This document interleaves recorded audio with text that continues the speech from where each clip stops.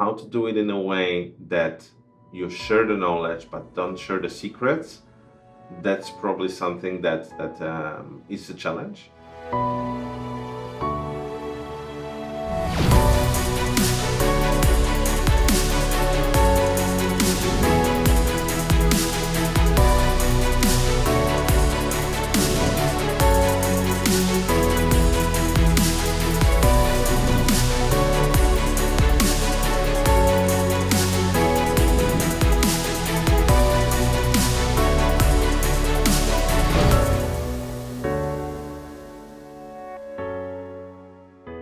So, Lech, what do you think are the biggest challenges facing internal audit today?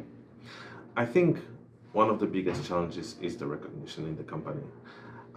Without being recognized as advisor that brings value, you will not be able to do it.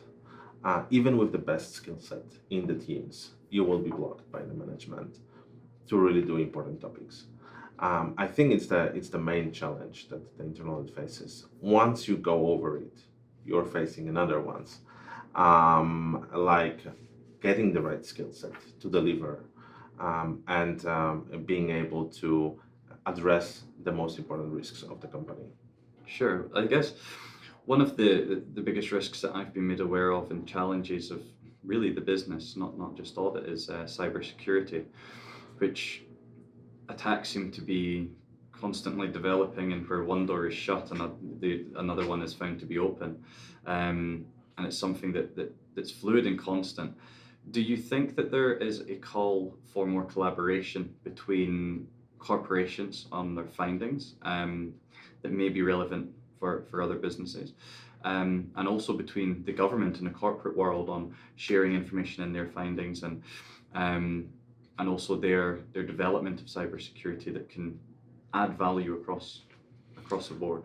I think there is, for sure. The question is if the companies are ready for that. But I think it happens to some extent. Whenever you have certified fraud investigators inside your company, they're going to different trainings, they're going to different conferences.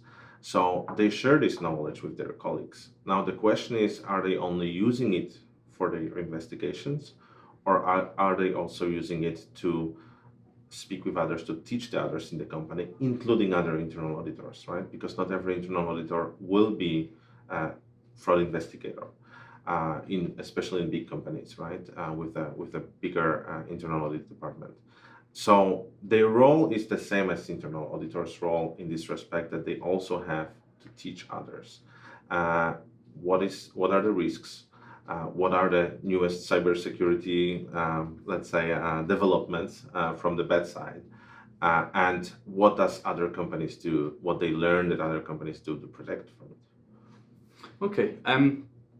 I guess one of the interesting things that popped up was if there were a situation where you had, and I've said this in other interviews, it's like you have the United Nations, and almost having a platform which is like the United Corporations, where you have selected individuals from each business that's bought into this, that can share information in an efficient way, even if it's real time, if it was a system that everybody was connected with, or a reporting platform where you're reporting to each other is constantly going to be adding value to each other. And it's something that some people have said they believe companies would buy into, but I guess the sharing of information from a company to the external world, there's risks involved in this as well. The question is who reads that, right? This can be the hackers that were reading that too. So I think again, all this communication sharing is something that the world gives us as an opportunity more and more on every field, and the field the same. And I think no field should be left apart from it. At the end, in today's world, knowledge is power, right? So the more knowledge you have on the cybersecurity, the better you can defend your company.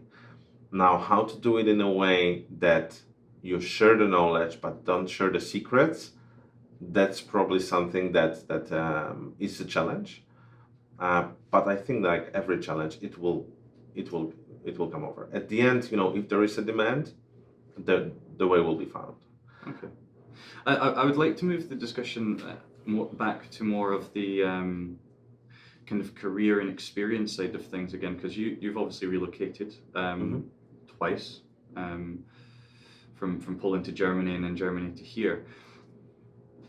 What advice would you give professionals who have not relocated before but are considering an opportunity where it would involve them moving out of their home comforts? I think it's a big step. It's a big step, and it's never easy, especially if you do it with a family. But I think it's worth it. I think it's worth it. I think it gives you unbelievable experience, being exposed to the multicultural world, working with people from all around the world, different nations, different cultures, being able to work not only with them, but work in their environment. It's like, a lot of people say that, the Americas is totally different than Europe, and the people in Europe don't really understand the way US works, and people in America don't really understand how Europe works. And it's true. When you see both worlds, you see that in most cases, there is lack of understanding. And that's something that is very often a block or break to lots of change, positive change. If you see these two words, if you are able to really have a good knowledge about them, the differences, and how to develop on those differences, then you have a huge advantage for any function. Yeah, it's one of the things I've seen with many leaders, whether it's an audit or whether they've been in audit and rotated to become a senior leader within the business. A lot of those professionals, a high percentage, appear to have got not just work experience outside of their home country, but living experience and cultural experience of. And I think it goes not only to audit. I think it's something that is very universal to every function. I know a few leaders that worked and lived abroad for years, and it gave them a big boost in their career in their home country when they were back. Even if it was outside of audit. And I think audit is not different here. I think it's just something that gives you this view that others will never have unless they do the same. And of course, if I remember, there was a situation where me and my wife were going to be relocating before I started the business, and family members told me that the worst thing that can possibly happen is you go home. So the risk that's there really isn't one to be afraid of, I guess. But again, from my experience of recruiting people and them relocating around the world, it isn't easy, especially without a circle. It can be very lonely in the beginning. I would imagine with family, there's a huge feeling of responsibility to settle as quick as possible and have home comforts in some aspects. But it's something I've seen with so many people where once you get past the first few hurdles and the emotional hurdles, the rewards can be so huge. I think for the family also, like for your marriage, or it brings risks, but it can also bring a lot of value. Sometimes being a little bit further from the family also gives you this better communication that you have with your spouse, right? Where you can really connect on the different levels, where the person becomes not only your spouse but also a friend, that you have to speak to, and normally you would speak with your brother or sister, but they're far away, so this role is coming to your spouse too. Yeah, that's great. I never thought, and yeah, it would force that. The which bond would make life a lot easier in a relocation. Audit appears to have produced, and most of these individuals have also gained international experience. Audit seems to have produced so many very senior professionals within the business, to CFOs, to chief execs. Some of the world's largest companies have gained experience in audit earlier in their career. Why do you think audit produces so many high quality senior leaders in companies? I think it's this open-mindedness that the audit gives you, where you really see how things can be done in different ways. So when someone tells you it cannot be done, you can say, "Oh yeah, it can be done. I have seen it already working." You cannot imagine, how often, even it happens even inside one company, when one location tells you that cannot be done, and then you're, no, it can be, and you can give them exactly the location where it's done. It's amazing. It's amazing, and this soft skills. The fact of that you have to speak with the top management as their advisor in a way that they will appreciate. Uh, I think it's something that is seen today in the leaders. Yeah, that at the end you can really uh, be on the other side and do exactly the same, meaning that you will be open-minded to get information. Because who's a leader, right? A leader is someone that is not an expert in his field. A leader is someone that can get experts to work for him and for the company, right? Yeah. Do you think that there's a place in the business where typically audit professionals should move into? I mean, the obvious answer would be controlling, but I've seen so many other audit professionals moving into so many other areas, different areas of the business. Some of them questionable. And you kind of think, it's a strange one, but the interest is there. So I think it very much depends on where in audit you are, at which point of your career are you exiting audit, and also on the profile of your company and profile of your audit department. If you're an IT auditor, well, you will not move to controlling, Of course, right? yeah, of course, If yeah. you're specialized in cybersecurity, the best way to go is to the cyber risk department, right? If you are exiting and you're, I would say, beginning of your career, maybe after these 2 years, then probably controlling functions are more or less where you will feel best, especially if you have experience before with the external audit company. If you're very often you're coming already from the controlling field into the audit when you are going as an inside move or in the company, then you will not be looking to move to the same functions. You can advance in the controlling hierarchy, or you can move to another function that you got to know and you got to like, and you see that you can bring value in. I think that any function is possible, and I've seen auditors move to functions like HR, purchasing, sales, where they can bring value. I think the worst thing that can happen to you professionally is be in a place where you see that you don't bring value. So rather than going somewhere you want to go, think of first where I want to go, but then get there, I would say, in an organic growth. Yeah. So join the audits that are connected with the function and so on, that you can really be the value added afterwards, and not that it's enforced. Because as you say, if there are companies, where the rotation is kind of enforced, they will find you a place. The question is, will you feel there comfortably, and again, will you be able to bring their value? Yeah. I think it has to be mutual from the company side. They want you want a position where the management will say, we want you going out of audit and being here. Yeah. I think different process improvements is something that auditors are probably now more and more fit to than finance functions. We have to understand that internal audit is going more and more outside of the finance world. More and more companies, the internal audit reports directly to the CEO and not the CFO anymore. Yeah? So this is the direction it's going. Therefore, the function will be less and less connected to the finance world. I think that the controlling is still kind of traditional way to go, but I think it's not the only one. And for sure, if it's not the one you see yourself in, you will find a way to go to different functions.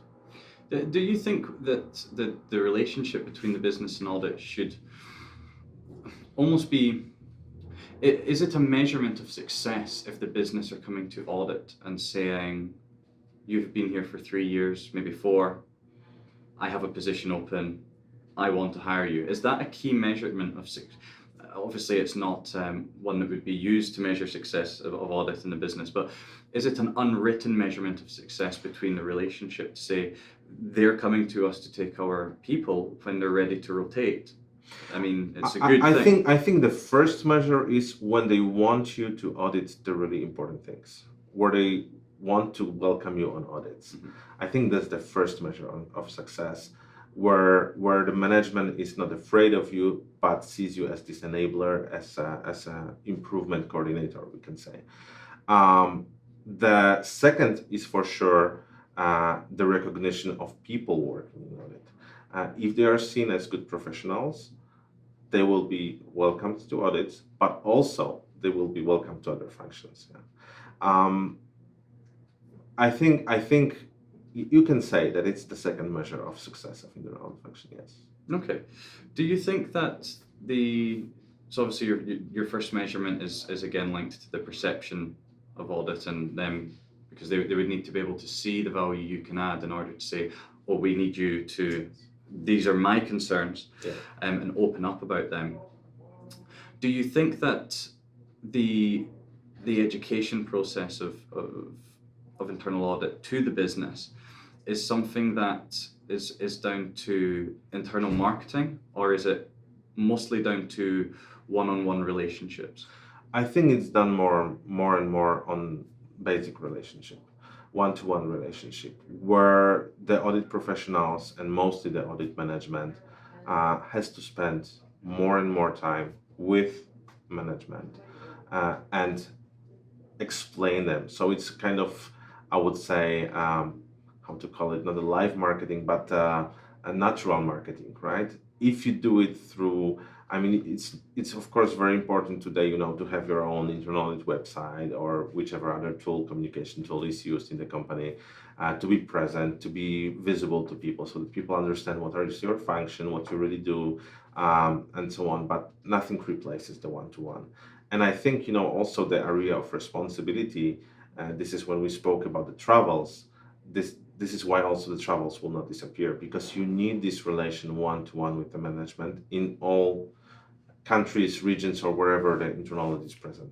It's both for the directors, it's for the auditors, but it's also for the CAE, who also has to, I would say, travel and be a little bit face of audit, not only in the headquarters, but also in the world around. Sure. I seen on one of my LinkedIn connections shared a post that said, it was something along the lines of, the last thing an auditor can say is goodbye. And there have been news articles recently of very senior audit professionals in big companies resigning based on findings, further investigation, and there not really being enough done or enough recognition about that. And do you think that at the audit, audit professionals, especially at a senior leadership level, carry that responsibility, regardless of where they work, to say, well, if I am unable to do my job, I have to leave for ethical reasons? Do you think that responsibility is carried by every audit professional? To some extent, yes. The question is, what does it mean you're not able to carry your job? Is it really that someone wants to block you because they don't want to hide something that is uncomfortable for them? Or is it because you were not able to explain them and sell the audit function in a way that they will let you go into those areas? I think these are two different things, and I think very often people see that they are unable to do something, but at the end it's more because of their behavior and not really the top management. Of course, I'm pretty sure there are some situations where it's also that, the top management is maybe not that open-minded and maybe has some things that they wouldn't like, others to see, and then is blocking internal auditing to go into different areas. But I think it's not always the case. Yeah, sure. Okay. Well, that's all we have time for today. I'd like to thank you for coming and Thank you very much. sharing your thoughts and opinions. It's It's been great, and I hope everyone at home watching has enjoyed our interview today. If you did like it, please make sure you click the like button and make sure you subscribe so that you don't miss any of our other interviews. Again, comment down below on some of the topics that we've discussed today. We want to hear your thoughts and get the discussion going and see if we can share some ideas. And until next week, thank you and goodbye. Bye-bye, thank you. Hi there, me again. I just wanted to take one moment to talk to you about My Job Search, which is a self-help ebook I've created to help you manage your own recruitment process from the very beginning of creating your CV and understanding what you want out of your career, through the middle section of interview preparation and tips, right to the very end of negotiating salaries and potentially dealing with counter offers from your current employers. Now, this is going to be available on Amazon. The link's going to be in the description below. And if you don't have a Kindle, don't worry, you just need to download the app. Until next time, bye-bye.